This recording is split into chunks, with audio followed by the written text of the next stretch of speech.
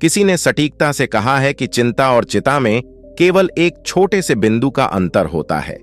इस संसार में कुछ लोग बिना किसी कारण के अनावश्यक रूप से चिंता करते हैं, जिससे वे खुद को और अपने मन को परेशानी में डालते हैं। चिंता हमें बीमार कर सकती है। आज की इस कहानी से हम सीखेंगे कि बिना किसी आधार पर बेवजह चिंता करना क्यों नहीं चाहिए। एक गांव में एक किसान रहता था। उसकी बुरी आदत थी बेवजह चिंता करने की। वह हमेशा किसी न किसी चीज की चिंता में डूबा रहता था, यह सोचते हुए कि कहीं उसके साथ कुछ गलत न हो जाए। हालांकि उसकी जिंदगी में सब ठीक चल रहा था। उसके पास एक बड़ा खेत था जिसमें फसल बहुत अच्छी आती थी और उसके पास 2 बैलगाड़ियां, एक अच्छा घर, पत्नी और 2 प्यारे बच्चे भी थे। फिर भी बिना किसी कारण के उसका मन हमेशा अनहोनी की ओर मुड़ा रहता था। किसी भी समय वह सोचता रहता था कि कहीं उसकी फसल में कीड़े न लग जाएं या फिर आवारा पशुओं की वजह से सब कुछ बर्बाद हो जाए।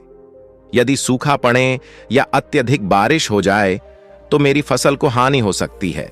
उसने बिना किसी कारण के भविष्य की अन्य संभावनाओं के चिंता में खोया रहता था, जैसे कि खेती के समय उसके बैलों को कोई बीमारी न हो जाए इस सोच में, या फिर उसने सोचा कि उसके बच्चों का भविष्य कैसा होगा और कहीं बुढ़ापे में वह बड़ी बीमारी से तो नहीं गुजरेगा। क्या उसके बच्चे उसका ख्याल रखेंगे या नहीं। इस प्रकार की बिना सामयिक आधार पर चिंता में वह डूबा रहता था। उसकी लगातार बिना किसी कारण की चिंता की आदत के कारण उसकी जीवन शैली अब बोझिल और परेशानीपूर्ण दिखती थी और इसके कारण उसका किसी भी काम में मन नहीं लगता था। उसकी पत्नी ने भी यह एहसास किया कि वह बिना किसी मतलब की चिंता करने की आदत से परेशान है और उसने उसे बार बार समझाने का प्रयास किया है। तुम्हें बेवजह चिंता करना छोड़ देना चाहिए, लेकिन उसके समझाने का कोई असर नहीं हो रहा था। किसान की पत्नी को पता चला कि नगर में एक महात्मा आए हैं जिन्हें सारी समस्याओं का हल मालूम था। एक दिन उसकी पत्नी उसे लेकर महात्मा के आश्रम में पहुंची। महात्मा एक प्रसिद्ध और बुद्धिमान व्यक्ति थे। किसान और उसकी पत्नी ने अपनी समस्याओं को महात्मा के सामने रखा। किसान ने कहा, महात्मा, मैं हर समय किसी न किसी बात की चिंता करता रहता हूं और ज्यादातर उन बुरी चीजों के बारे में सोचकर चिंतित होता हूं जो अभी तक मेरे साथ हुई ही नहीं है। महात्मा ने किसान की समस्या को ध्यान से सुना और कहा, ठीक है, तुम दोनों कल सुबह आना, फिर मैं तुम्हें तुम्हारी समस्या का समाधान बता दूंगा। अगली सुबह जब किसान और उसकी पत्नी महात्मा के आश्रम पहुंचते हैं तो वे देखते हैं कि महात्मा बहुत ही चिंतित हैं। वह जमीन पर पलथी मार के बैठे हैं और उनके सामने एक दूध से भरा गिलास रखा हुआ है। महात्मा बार बार उस दूध के गिलास की तरफ देख रहे हैं, फिर कभी अपना हाथ सिर पर रखते हैं और कभी जमीन पर। उनका चेहरा बहुत ही चिंतित और बेचैन दिखाई पड़ रहा था। इस दृश्य को देखकर किसान ने महात्मा से पूछा, आप इतने परेशान क्यों लग रहे हैं? आपके सामने एक दूध से भरा गिलास है, तो आप उसे पी क्यों नहीं लेते?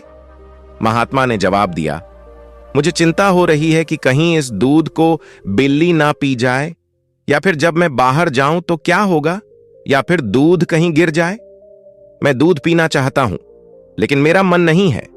मैं सोच रहा हूं कि अगर ये दूध खराब हो गया या कोई गंदी चीज इस पर पहुंच गई तो फिर क्या होगा? किसान ने हंसते हुए कहा, इसमें इतनी चिंता करने वाली कौन सी बात है? ये दूध ही तो है। अगर इसे बिल्ली ने गिरा दिया, खराब हो गया या किसी ने पी लिया तो क्या हुआ?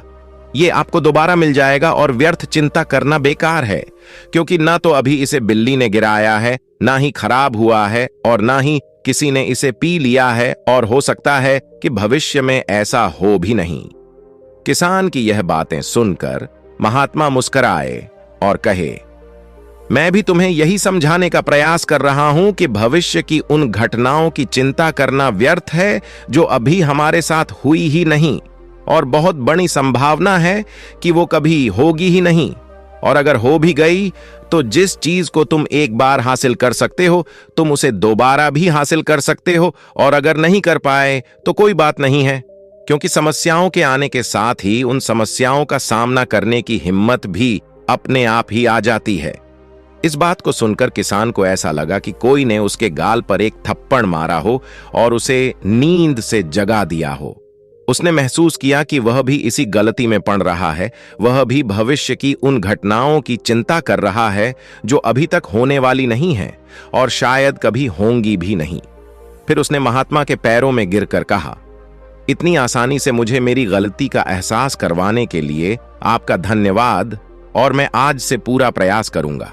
मैं बिना किसी कारण की बेवजह चिंता करना बंद कर दूंगा। जापान में एक प्रसिद्ध कहावत है, अगर तुम चल रहे हो तो सिर्फ चलो, अगर तुम खा रहे हो तो सिर्फ खाओ, लेकिन एक समय में सिर्फ एक काम करो, चिंता ना करो। इस कहावत का अर्थ मुझे हैरान करता है। सच कहूं, मुझे ऐसा लगता है कि इस कहावत के अर्थ में ही एक गहरा राज छुपा है, जिससे अगर कोई व्यक्ति अच्छे से समझ लेता है और इसे अपने जीवन में अपनाता है तो वह चिंता के बंधन से हमेशा के लिए मुक्त हो सकता है। इस कहावत के अर्थों पर चर्चा करने से पहले हम विचार करेंगे कि किस तरह के विचार हमारे मन में उत्पन्न होते हैं। पहला, क्या मैंने यह काम सही से किया? दूसरा, क्या मैं इसे और बेहतर कर सकता था? तीसरा, इसका परिणाम क्या होगा?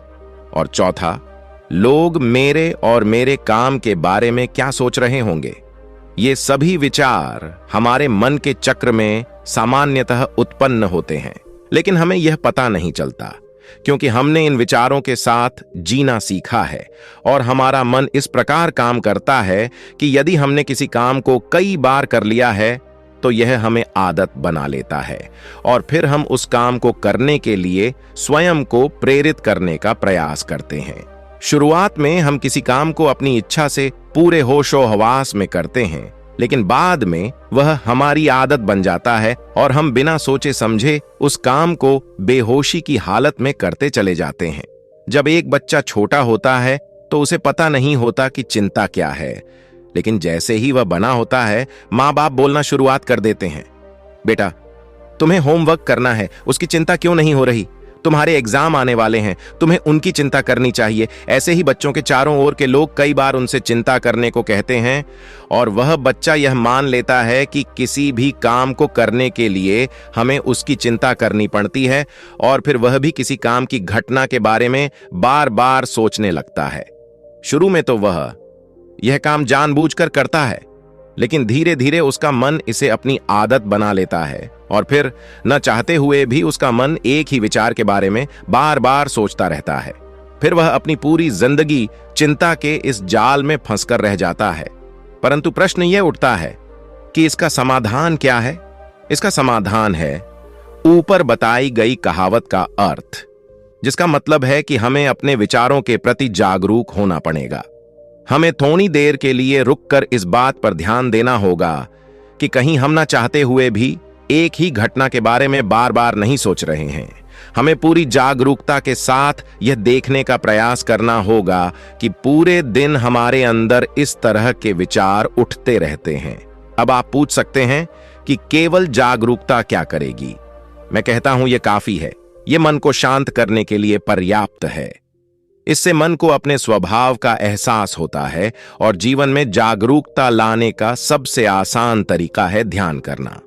ध्यान करने के दौरान अपने विचारों पर ध्यान देना, और जब आप पूरी जागरूकता के साथ अपने विचारों पर ध्यान देना शुरू कर देंगे तब आप पाएंगे कि आपके मन में चलने वाले गैर जरूरी विचार एक एक करके अपने आप ही गायब होना शुरू हो जाएंगे और फिर आप एक आनंदित और शांत जीवन अनुभव कर पाएंगे। बाकी अगर ये कहानी आपको अच्छी लगी हो तो इस वीडियो को लाइक करें और ऐसी और कहानी सुनने के लिए ज्ञानबज्ज यूट्यूब चैनल को सब्सक्राइब करें। तब तक मिलते हैं हम आपसे ऐसी ही एक और प्रेरणादायक कहानी के साथ अगले दिन। धन्यवाद।